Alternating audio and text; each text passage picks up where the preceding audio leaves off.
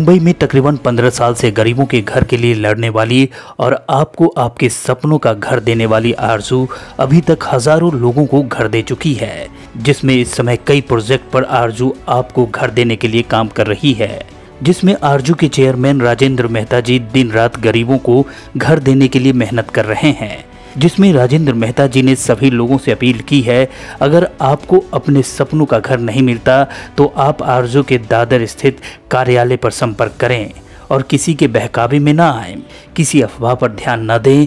हम आपके लिए काम कर रहे हैं, इसलिए हजारों लोगों को घर दे चुके हैं। आप भी अपने घर के लिए आरजू कार्यालय पर संपर्क करें। आइए जानते हैं आरजू के चेयरमैन राजेंद्र मेहता जी ने क्या कहा।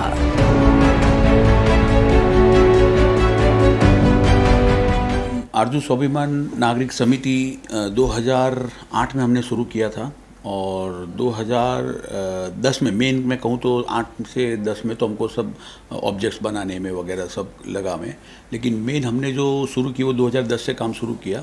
और पहला प्रोजेक्ट जो हमारा है वो 2011 में शुरू हुआ पूना में वाकड़, उसके बाद सातारा में शुरू हुआ, उसके बाद कल्याण में शुरू हुआ, उसके बाद डोंबिवली में शुरू हुआ। ऐसे करते करते हम टोटल 18 प्रोजेक्ट्स पे आ गए।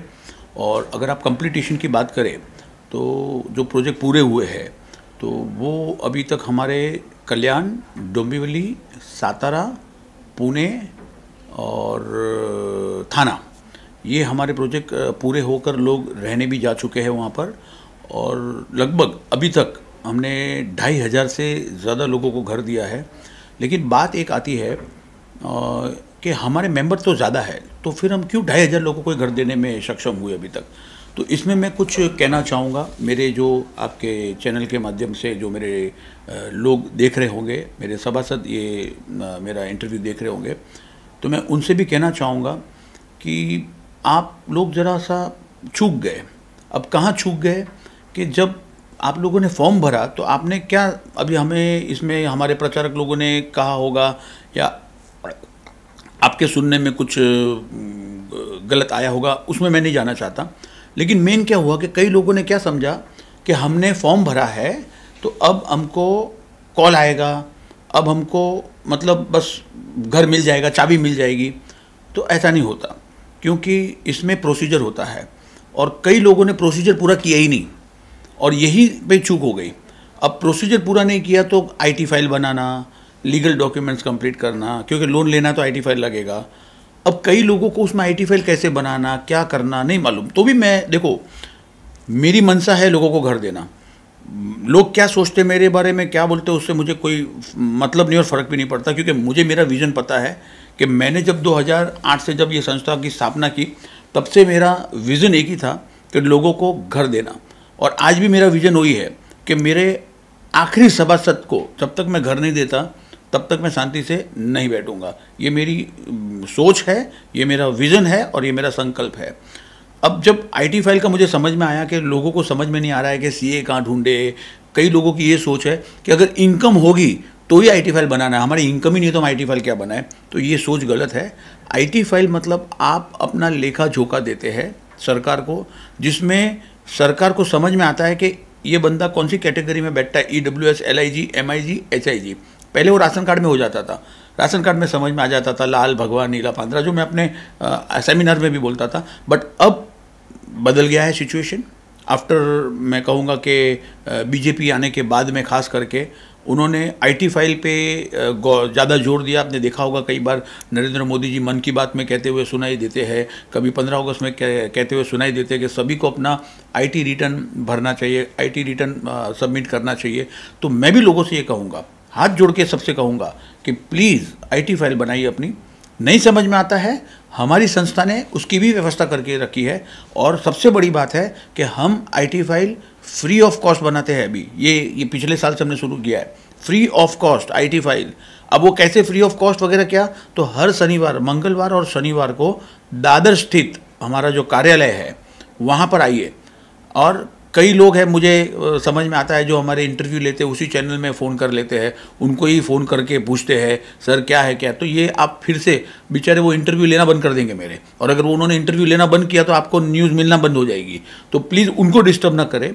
हमारा दादर स्थित कार्यालय है, कैलाश लस्सी के बाजू में पारसमणि टॉवर है, उसके ऊपर तीसरा माला है, वहाँ पे अपना कार्यालय है। तो आप सभी लोग यहाँ पर आइए और ख़ास करके मंगलवार और शनिवार को आइए ताकि आप मीटिंग अटेंड करके सारी प्रक्रिया को जान सके। मैं आज भी यही कहना चाहूँगा कि मेरे सारे सभासद मेरे यहाँ पर बसते हैं, मेरे दिल में बसते हैं और मैं उनको घर दिलाने के लिए पूरी तरह से तैयार हूँ। पूरी तरह से मेरी सारी कोशिश है उनको घर दिलाने में।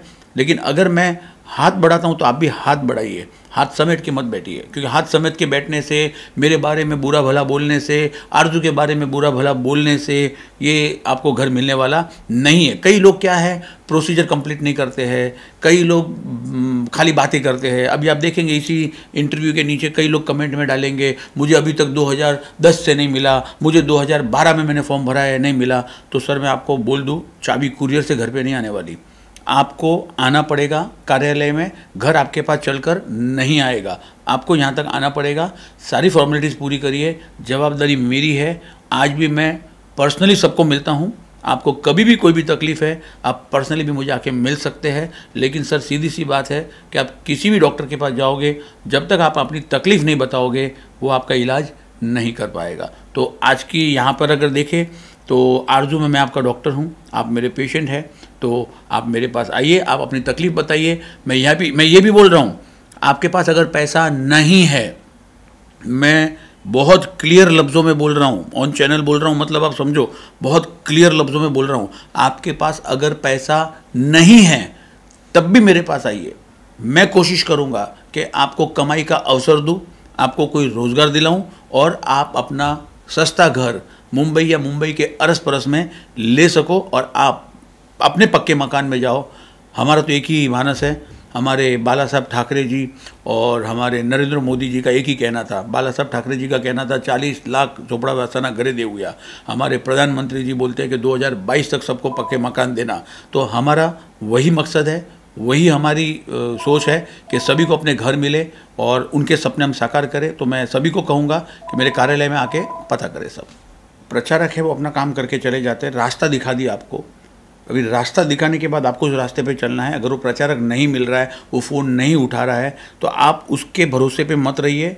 हम अपना कार्यालय आपके लिए खोल के बैठे हैं। ये कार्यालय आपका है, ये आपके पैसे से बना हुआ कार्यालय है। तो प्लीज़ आप वो बहाना करके मत बैठिए घर पे कि आपका प्रचारक फ़ोन नहीं उठाता, आपका प्रचारक बात नहीं कर रहा है। आप सीधा सीधा, मैं फिर से बोल रहा हूँ, मैंने जो अभी पहले कहा, आपको पूरा एड्रेस दिया आपको, और वो कार्यालय पे सीधे सीधे आ जाइए। मंगलवार और शनिवार को शाम को 5 बजे, 4 और 5 बजे के बीच में आ जाइए।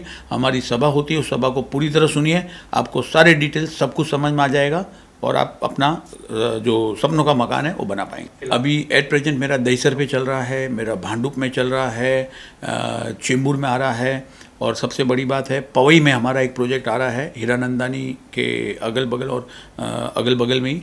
और वहाँ पर जहाँ पे हीरानंदानी की रेट्स आज की तारीख में 1 करोड़ 1.5 करोड़ चलता है, हम वहाँ पे 20 और 30 लाख रुपए में घर लेकर आ रहे हैं। यानी मैं आपको सिंपल बोलूँ तो हमने जो कहा था कि आधे से आधे दाम में घर मिलेगा, वो हम अपना सपना पूरा कर रहे हैं। और सबसे बड़ी बात है 5 लाख रुपए में भी हमने घर दिया है। तो मैं फिर से लोगों को कहूँगा कि आप इधर उधर की बातें, अपने मन में कुछ आई हुई बातें, ये सब लेकर ना बैठे। आप आइए मेरे पास और आपको 5 लाख से लेके आपको 30 लाख 40 लाख तक, अभी काही लोक आहे आम्हाला तर 40 लाख सांगतात, आता आम्हाला 10 लाख सांगितलं होतं, आम्हाला 7 लाख सांगितलं होतं। अरे भाई, मैंने 5 लाख में भी घर दिया है ना। मैं ऐसा थोड़ी बोल रहा हूँ कि 40 लाख आपके लिए है। 40 लाख HIG, MIG, LIG और EWS, 40 लाख, 30 लाख, 20 लाख और 10 लाख और 5 लाख, इससे भी नीचे उतरा हूँ मैं।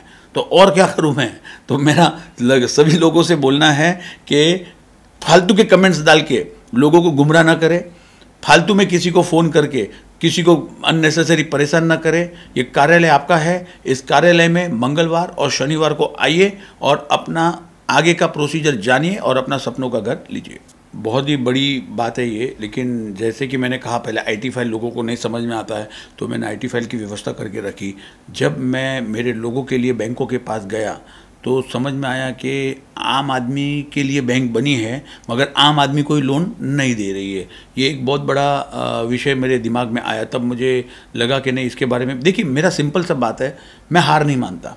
मैं कभी भी कुछ भी होगा, मैं आगे बढ़ने में विश्वास रखता हूँ। जब बैंकों ने मतलब आम आदमी को भिखारियों की तरह ट्रीट करना शुरू किया, मेरे जब प्रोजेक्ट, आज जो मैं खाली 18-20 प्रोजेक्ट शुरू करके बैठा हूँ, लेकिन मेरे 200 प्रोजेक्ट शुरू होने चाहिए थे, मगर बैंकों का साथ नहीं मिला मुझे प्रॉपर वे में लोन नहीं मिला मेरे लोगों को, तब जाके थोड़ा सा धीमे होने पड़ा मुझे। लेकिन मैंने मेरे दिमाग में सोच लिया था कि इसका भी मैं जवाब दूंगा, और आज मैंने एक क्रेडिट सोसाइटी बनाई है जो मैं आगे जाके बैंक में तब्दील करने जा रहा हूँ, क्योंकि एक टर्नओवर होता है, वो टर्नओवर हम क्रॉस कर चुके हैं और अब हम बैंक में तब्दील होने जा रहे हैं। तो इस क्रेडिट सोसाइटी के माध्यम से जो लोग हमारे शेयर होल्डर बनते हैं, अब लोन, मैं जो कहने जा रहा हूँ एक बहुत बड़ी बात है, फिर से कहूँगा शायद मानेंगे नहीं लोग, लेकिन ऐसा हम कर चुके हैं और कर रहे हैं।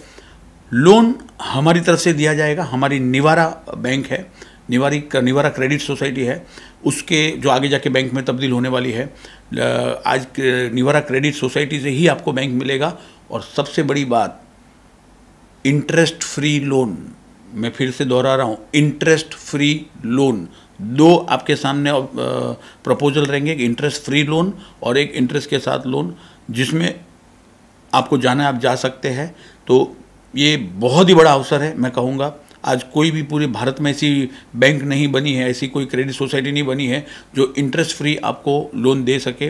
तो ये हम खास करके, क्योंकि हमारी क्रेडिट सोसाइटी का सीधा सीधा नियम है, नहीं ना हम इंटरेस्ट देते हैं ना हम इंटरेस्ट लेते हैं। तो ये हमारा क्लियर फंडा है। तो आप इसके लिए भी अगर जानना चाहते हैं, देखिए मैं फिर से बोलूँगा, ये अवसर जो मैं अभी बोल रहा हूँ, पहले मेरे पास आईटी फाइल का प्रॉब्लम था, मैंने आईटी फाइल की व्यवस्था की, सारे लीगल डॉक्यूमेंट्स के प्रॉब्लम थे, मैंने वकील को यहाँ पे बिठा के लीगल डॉक्यूमेंट्स पूरे किए। अब सबसे मेन बात, 80% पैसा आपका बैंक से आता है, 20% आपको देना रहता है, 80% पैसा बैंक से आता है। अब वो भी प्रॉब्लम, आपका 80% का मेजर प्रॉब्लम भी हम सॉल्व कर चुके हैं, अपनी क्रेडिट सोसाइटी बना चुके हैं। तो अब मैं सभी से निवेदन करूँगा कि अब अवसर को न खोए, फालतू बातें न करें, इधर उधर के लोगों की बातें न सुने, सीधे सीधे हमारे कार्यालय में आए, हमारी मीटिंग अटेंड करें और अपना सपनों का घर जल्द से जल्द बनाएं। आरजू अब ऐसी संस्था हो गई है कि निवारा के माध्यम से आपको लोन भी देगा, आपके बच्चों के शिक्षण के लिए भी लोन देगा, आपके कोई घर में बीमारी आ गई और हॉस्पिटलाइजेशन भी कुछ हुआ प्रॉब्लम, उसका भी लोन देगा, गोल्ड लोन भी देगा, आपके बिजनेस विस्तार के लिए भी लोन देगा। अब खाली हम घर तक सीमित नहीं है, मैं रिपीट कर रहा हूँ, खाली घर तक सीमित नहीं है। आपके सारे प्रॉब्लम हमारे प्रॉब्लम, आपकी सारी जवाबदारी हमारी जवाबदारी। बस एक खाली कदम आप दूर है अपने सपनों से। तो एक बार मंगलवार और शनिवार को हमारे सभा में आइए, मैं बार बार ये बात दोहरा रहा हूँ, तो आप हमारी सभा में आइए और अपने सारे सपने यहाँ आरजू में पूरे करिए। जय हिंद, जय Maharashtra. Bureau report, CN news.